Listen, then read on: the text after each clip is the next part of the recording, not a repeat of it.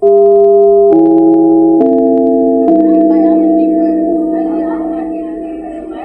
muốn học thêm, đa số 10 bé chắc cũng 8-9 bé học. Khoảng 30% các em muốn vượt hơn.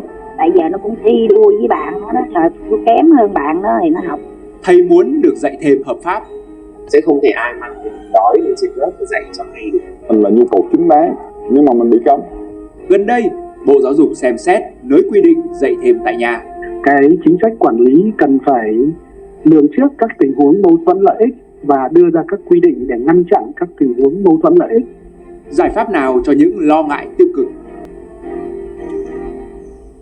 Lên điêu cả nhà ơi, chốt điêu cả nhà 49 ơi. 49 Còn em mày 49 49k nhập tiền rồi ha, 49 cho học ra, 49 cho dùng tiền. Chứng kiến nhiều đồng nghiệp kiếm thêm đồng ra đồng vào bằng nghề tay trái như TikToker hay bán hàng online. Thầy Túc Mạch, 36 tuổi, dạy ngữ văn trung học phổ thông ở thành phố Hồ Chí Minh, ngậm ngùi vì đồng lương nghề giáo. Làm sao có thể đủ được khi mà đến bây giờ tại năm nay là năm thứ 15 mà lương của mình mới chỉ được có hơn 10 triệu để đáp ứng được nhu cầu cơ bản của một con người là đủ ăn đủ mặc, đủ nuôi những người thân thương của mình, đủ để trang trải đám tiệc hay là những vấn đề phát sinh trong cuộc sống bao gồm cả bệnh tật, thì thực sự tiền lương đối với mình là không đủ, nhất là giáo viên. Với một cái mức lương mà ví dụ như với gia trình có 3 triệu mấy thì ở bậc 1 nó không thể đủ được, là có 3 năm thì được tăng một lần, mỗi lần tăng thêm vài trăm ngàn, nó đều không có đáp ứng được với cái sự tăng ở ngoài kia. Có nhiều thầy cô thì vẫn vừa làm nghề này nhưng mà nghề dạy học bỗng dưng lại trở thành nghề tay trái, và thầy cô phải đi bán hàng online, thầy cô phải đi làm TikTok, thầy cô phải đi kinh doanh các cái mặt hàng và đi bán các mặt hàng, làm thêm các công việc khác. Chắc chắn là mình phải xoay sở để mình làm công việc khác, thì việc làm thêm bằng chính cái nghề mà mình đã được đào tạo thì chắc chắn nó sẽ có thuận lợi hơn. Bám trụ 15 năm vẫn khao khát sống được với nghề. Thầy Mạch nói, dạy thêm là mong mỏi của nhiều giáo viên khi lương cơ bản không thể đủ sống. Nguyên nhân chính của việc dạy thêm thì nó bắt nguồn từ kinh tế. Tại sao tôi vẫn hay nói rằng là chúng tôi cũng được đào tạo bài bản ra, học đại học ra, thậm chí học thạc sĩ, có nhiều thầy cô tốt nghiệp tiến sĩ ra, mà có nhiều thầy cô quyết định gác lại tấm bằng của mình. Tại sao lại không cho họ cái cơ hội, trao cho họ cái cơ hội làm việc một cách chân chính với chính cái năng lực của họ? Chỉ đi dạy không nhé, thì mình nghĩ chắc cả đời này mình sẽ không bao giờ đi xe hơi, không bao giờ được ngồi lên xe hơi, không bao giờ đủ tiền để có thể đi du lịch nước ngoài, không bao giờ có thể nghĩ đến chuyện sẽ có những cái trải nghiệm đấy nếu với cái mức lương bị nhiều ở trong trường. Nhưng mà nếu như mà mình đi dạy thêm thì mình có quyền mơ giấc mơ đó. Mong muốn được dạy thêm hợp pháp tại nhà không chỉ là nhu cầu của riêng thầy Mạch. Trong nghiên cứu của Đại học Quốc gia Thành phố Hồ Chí Minh mới đây, hơn 63% giáo viên bày tỏ nguyện vọng được hợp pháp hóa việc dạy thêm, gồm cả dạy ở nhà và dạy online để tăng thu nhập chính đáng. Thầy cô cho biết, dù lương cơ sở đã tăng từ 1,8 lên 2,34 triệu đồng một tháng, thu nhập từ nghề giáo chỉ đáp ứng một nửa, 51,8% nhu cầu chi tiêu hàng tháng của gia đình. Để đủ sống, nhiều giáo viên phải dạy chui tại nhà, song thừa nhận việc này tổn hại nghiêm trọng đến hình ảnh của nhà giáo trong mắt học sinh và xã hội. Nhìn nhận đây là một nhu cầu chính đáng, thầy Lê Ngọc, dạy toán trung học cơ sở ở thành phố Hồ Chí Minh cho biết, cảm thấy buồn vì giáo viên phải lén lút dạy thêm. Nghề giáo bị đánh giá vì làm thêm, trong khi ngành nghề khác thì không.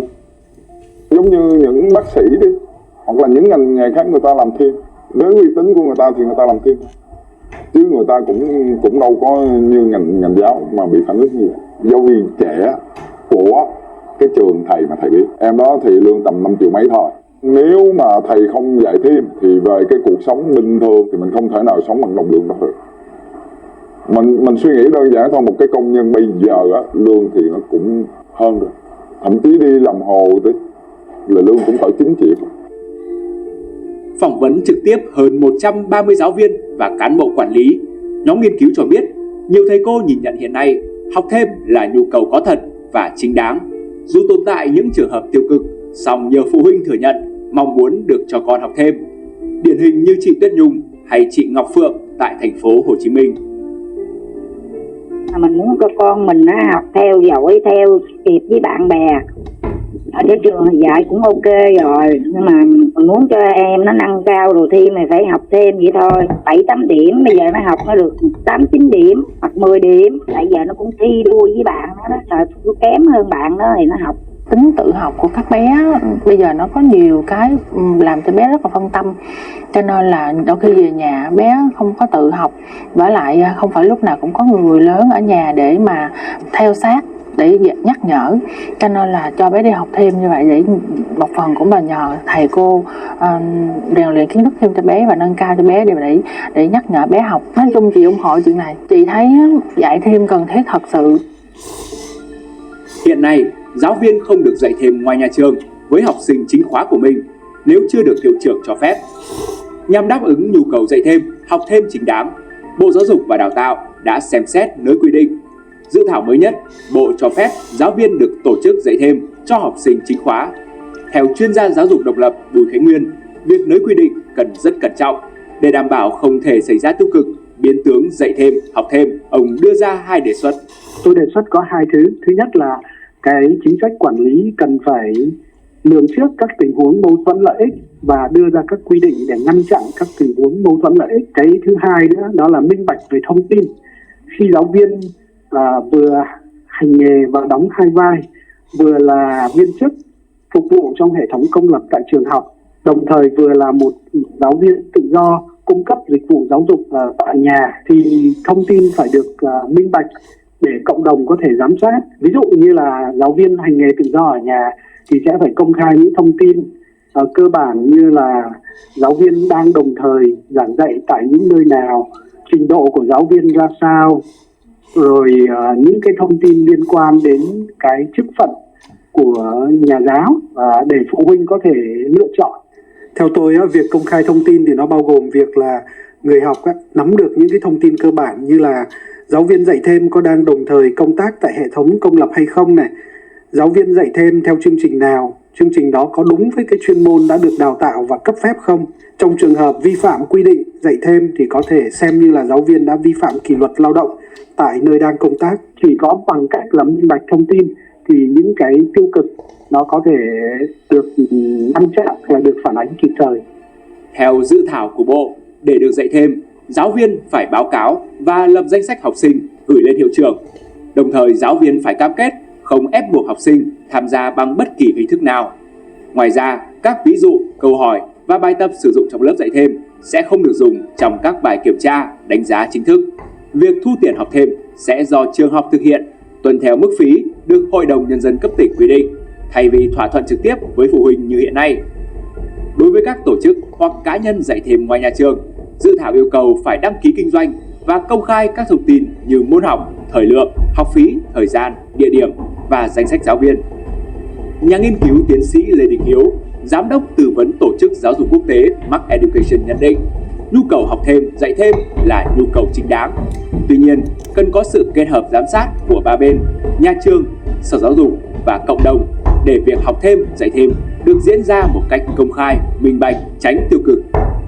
Rõ ràng trên thế giới đó vẫn có những nước cho phép cái chuyện này, nhưng mà quan trọng là họ tạo ra cái cơ chế minh bạch và cái cơ chế quản lý giám sát như thế nào để mà hạn chế được tối đa những cái nguy cơ tiềm ẩn.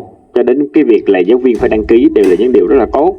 Thì ngoài ra anh nghĩ là ngày hôm nay đã có thêm rất là nhiều những cái cách khác để mà mình làm thêm, như là ngoài cái chuyện là quy định về học phí của cái lớp học thêm thì chúng ta có thể sẽ quy định thêm về gì là không có phát sinh thêm những khoản phụ phí khác. Tại vì sẽ có rất nhiều trung tâm họ sẽ phát sinh thêm những cái phụ phí như là mua sách, mua vở gì đó để họ tăng thêm tiền. Thì cho nên chúng ta sẽ bổ sung thêm những cái đó. Thứ hai nữa đó là có một cái nền tảng công nghệ, giống như là một cái website gì đó mà các giáo viên nào muốn dạy thêm đó họ sẽ đăng ký trên cái website đó. Trên đó mình hay là cho đăng ký dạy thêm này, cho đăng ký khung giờ này, cho thanh toán học phí trên đó, báo cáo giờ dạy, kiểu như vậy. Thì một cái việc mà mình sử dụng công nghệ tham gia vào sẽ tăng được cái tính minh bạch và giảm được cái biến tướng. Một cái cuối cùng, tuyên truyền và giáo dục ý thức đến cho phụ huynh học sinh. Không phải ai cũng cần phải đi học thêm. Nếu một cái chương trình được đưa ra 80% học sinh trong lớp đều đến nhà thầy học thêm sau giờ học, thì tự nhiên 20% còn lại phụ huynh rất là áp lực cho cái chuyện đó. Thì rõ ràng đó có một cách để mình suy nghĩ, mình tránh được biến tướng đó. Cái là đầu tiên chúng ta phải có một cái framework, có một cái quy định chung để các giáo viên khi mà họ quyết định họ tham gia, họ phải đăng ký trên đó. thì đó có thể là một cái nền tảng công nghệ của Sở Giáo dục ban hành hoặc là của trường ban hành. Chúng ta sẽ có cơ chế hậu kiểm. Nhóm thứ nhất đó, chính là cái đơn vị quản lý trực tiếp của cái người giáo viên. Ở đây có thể là tổ trưởng bộ môn, hiệu phó, hiệu trưởng. Cấp giám sát tiếp theo đó chính là Sở Phòng Giáo dục.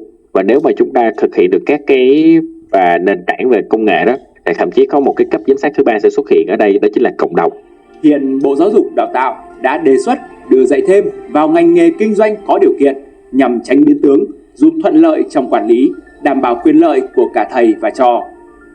Dự thảo luật còn nhiều tranh cãi, song sau nhiều năm đau đáu với hai từ dạy chui, thầy Túc Mạch nói mình đã thở phào phần nào. Mình nghĩ đây là một cái bước đột phá khi mà đưa ra cái dự thảo này, và thực sự mình cũng mong như vậy, danh chính ngôn thuận mà dạy mà không định nói gì, mình ủng hộ cái dự thảo luật này. Vì học sinh của mình mà mình đã dạy trên lớp thì mình thực sự đã biết bạn ấy mạnh ở cái điểm nào, chưa tốt ở điểm nào, nó có thuận lợi hơn nữa. Thông tin vừa rồi đã khép lại chương trình hôm nay. Hẹn gặp lại quý vị vào ngày mai.